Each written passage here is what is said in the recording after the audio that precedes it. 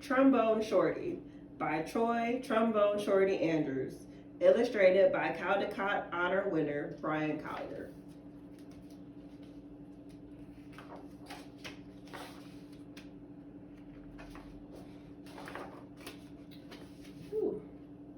Where you at? Where you at? We have our own way of living down here in New Orleans and our own way of talking too. And that's what we like to say when we want to tell a friend hello. So, where you at? Lots of kids have nicknames, but I wanted to tell you the story of how I got mine. Just like when you listen to your favorite song, let's start at the beginning because this is a story about music. But before you can understand how much music means to me, you have to know how important it is to my hometown, my greatest inspiration. I grew up in a neighborhood in New Orleans called Trombone. Any time of day or night, you could hear music floating in the air. And there was music in my house too. My big brother James played the trumpet so loud you could hear him halfway across town. He was the leader of his own band, and my friends and I would pretend to be in the band too. Follow me, James would say. There's one time every year that's more exciting than any other, Mardi Gras. Parades fill the streets and beaded necklaces are thrown through the air into the crowd. I love the brass bands with their own trumpets, trombones, saxophones, and the biggest brass instrument of them all, the tuba, which rested over the musician's head like an elephant's trunk. Where you at? Where you at? The musicians would call.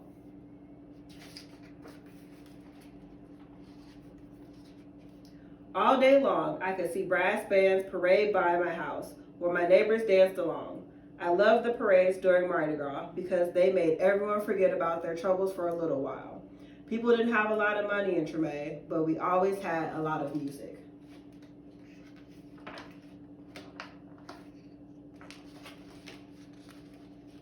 I listened to all these sounds and mixed them together, just like how we make our food. We take one big pot and throw in sausage, crab, shrimp, chicken, vegetables, rice, whatever's in the kitchen, and stir it all together and let it cook. When it's done, it's the most delicious taste you've ever tried. We call it gumbo, and that's what I wanted my music to sound like.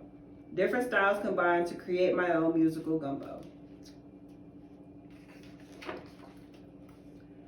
But first, I needed an instrument. The greatest thing about music is that you don't even need a real instrument to play.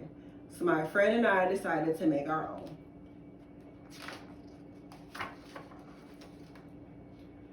We might have sounded different from the real brass bands, but we felt like the greatest musicians of Trombone. We were making music, and that's all that mattered. Then one day, I found a broken trombone that looked too beaten up to make music anymore. It didn't sound perfect. But finally, with a real instrument in my hand, I was ready to play. The next time the parade went by my house, I grabbed that trombone and headed out into the street. My brother James noticed me playing along and smiled proudly. "Trombone Shorty," he called out because the instrument was twice my size. "Where you at?" From that day on, everyone called me Trombone Shorty. I took that trombone everywhere I went and never stopped playing. I was so small that sometimes I fell right over to the ground because it was so heavy. But I always got back up and I learned to hold it up high. I listened to my brother play songs over and over, and I taught myself those songs too. I practiced daily and in the evening, and sometimes I fell asleep with my trombone in my hands.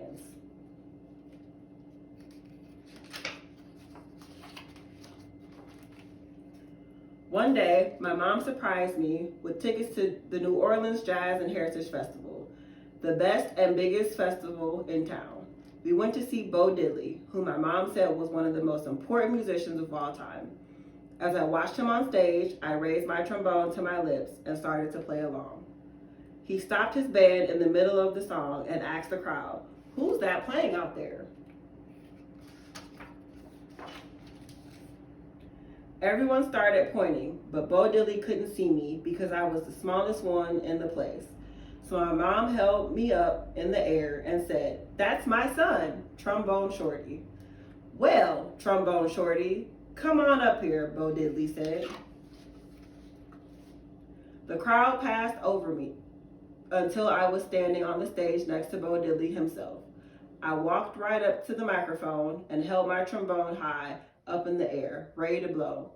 "What do you want to play?" Bo Diddley asked. "Follow me," I said.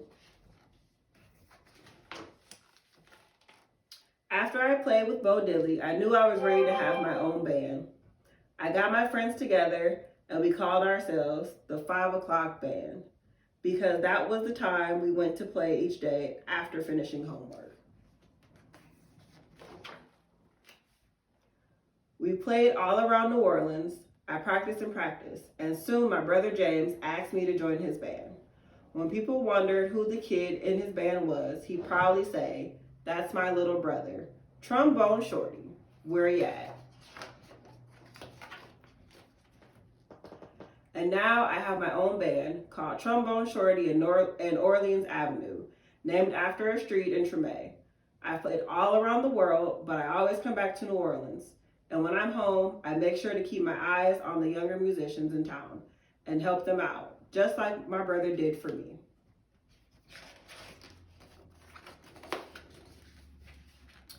Today I play at the same New Orleans Jazz Festival where I once played with Bo Diddley. And when the performances end, I lead a parade of musicians around, just like I used to do in the streets of Treme with my friends. "Where you at? Where you at?" I still keep my trombone in my hands, and I will never let it go.